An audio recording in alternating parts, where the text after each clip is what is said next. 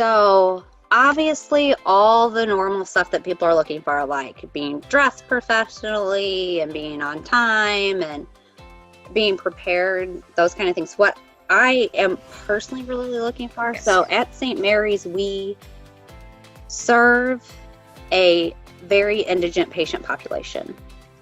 And that is not for everybody.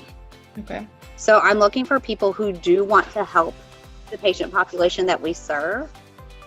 I also really look for getting a good sense of what the resident wants, or what the student wants out of the residency, because what was really important to me is that people want to take care of patients. Yes.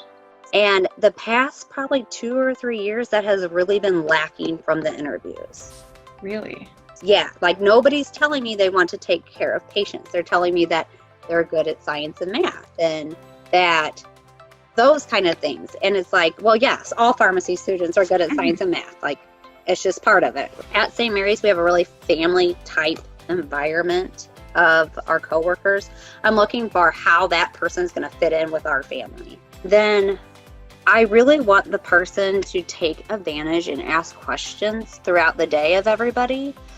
I hate it when we get to the end of the day and it's like, what questions do you have? And they're like, oh, nothing. And I'm like, well, we couldn't possibly have answered everything. So really, almost a feeling. It's interesting to me every year because, we have our more formalized process where we review all these applications and we kind of have a general scoring. And there's like a group, kind of like a subgroup of us. There's like 4 or 5 of us that review all the applicants and we kind of break them up, put the scores in, put them all together, kind of put them in a ranking list and then discuss like where we want to cut off the line of who to interview. And that's kind of where that stops. And typically after someone comes on site, I'm not re-reviewing their packet. I take them at face value when they come in the door as like everyone's on an equal playing field. I do sometimes just for my own knowledge go back and look at where the rank list is compared to where they ranked on the interview list. I'm always surprised by like I see this person on paper and I think they're wonderful, and then they get there and they just don't have the personality that clicks with us or something like that, something that's just organic, or I can't even explain it. Sometimes the person on paper matches the person I see when I meet them, I'm like, this is the person I thought they were going to be. So I think the important thing though is that once we've decided that you've kind of met those criteria and we've chosen our group to bring on, we definitely start from scratch. Okay. And then really it's about, your ability, like communication is so important, like somebody that's very eloquent and doesn't, because you're going to be doing a lot of talking and interacting with people. So I think just having that like one-on-one time with them, we break our group into small groups and kind of get to know them on a smaller basis, so it's not too overwhelming. And I think everybody gets a good sense for their general personality and interest in the program once they get there. And then we base all of the ranking really off of their on-site interview and not off of anything before that at all. That's a good question that I always get asked by the candidates, and I'll be upfront with them. It's that first 30-second, first minute of interaction. Are you connecting with people? Are you able to, provide a positive interaction in that first 30 to 60 seconds?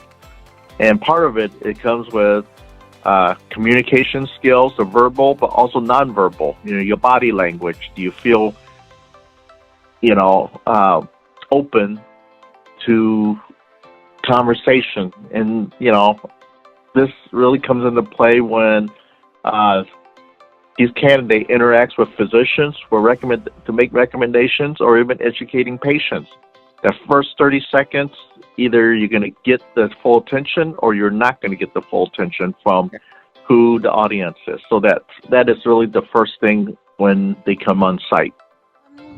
It's a little hard. I think probably just kind of their personality and the way they present themselves, because you cannot really get a good grasp of that on any sort of paper or letter of recommendation. So I think that and how they interact with people and kind of their amount of professionalism. So that whole little kind of package you can't put on a piece of paper. I will say that what I'm looking for when I see candidates for their on-site interview is I'm looking for, a good fit in terms of, will they fit in well with our residency team in terms of having a positive attitude, being willing to take feedback, and, providing like a fresh perspective to our services that we offer. And so, it's really great to be able to interview candidates from different programs of PharmD programs all across the country, because, there are different levels of, I guess, the curriculum and the way that they're delivered to students is different. And so I love having that fresh perspective of candidates coming in with different ideas or different perspectives and strengths and weaknesses. So, I will say that in a positive light, the things that, surprise me most about candidates is, having that willingness to really put in the work for an entire year. Yeah.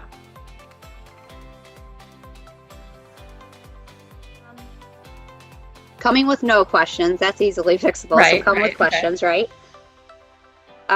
Making good, eye contact is also important. I make all my candidates do a case, and so everybody gets the same case, and then I give you half an hour to work on it, and then you present the assessment and plan. Sure. And then we ask questions. So what bothers me is when, we're not expecting perfection, right? You guys are graduating from pharmacy school. We don't expect perfection. But when the people constantly apologize and get defensive about what we have pointed out or asked about or those kind of things, or that shows me that you're probably not going to accept feedback well. And residency is a ton of feedback because we're trying to make you be the best practitioner you can be, right? So I'm looking for somebody who's going to accept feedback well.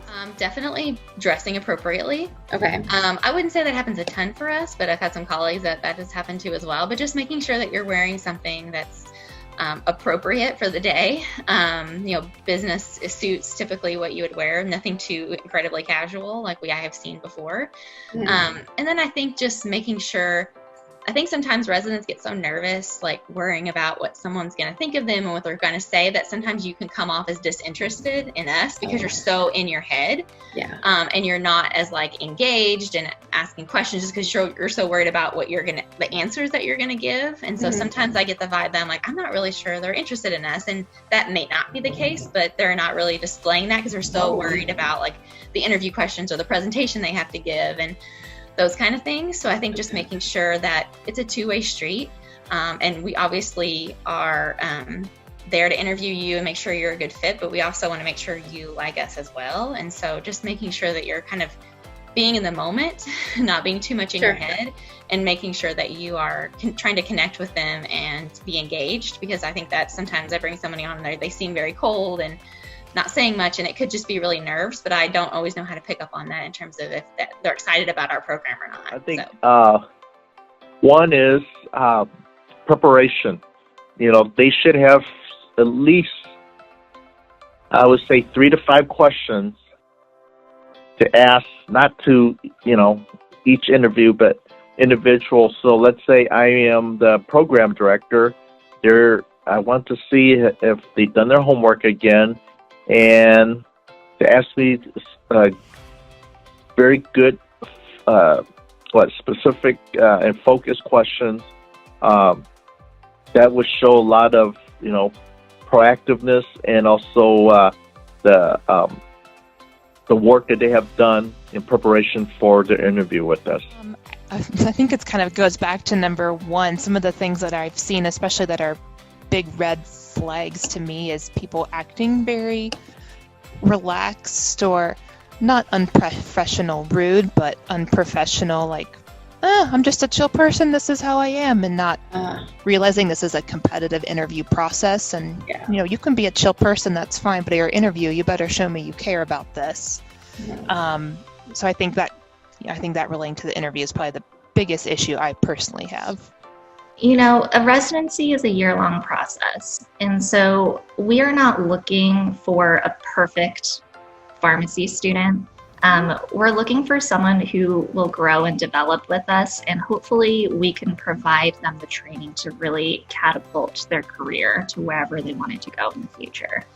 And so, you know, we have students that come in that may, you know, not really have a lot of confidence in their abilities, but as long as they are eager and willing to learn, that can be something that we develop with the resident over time.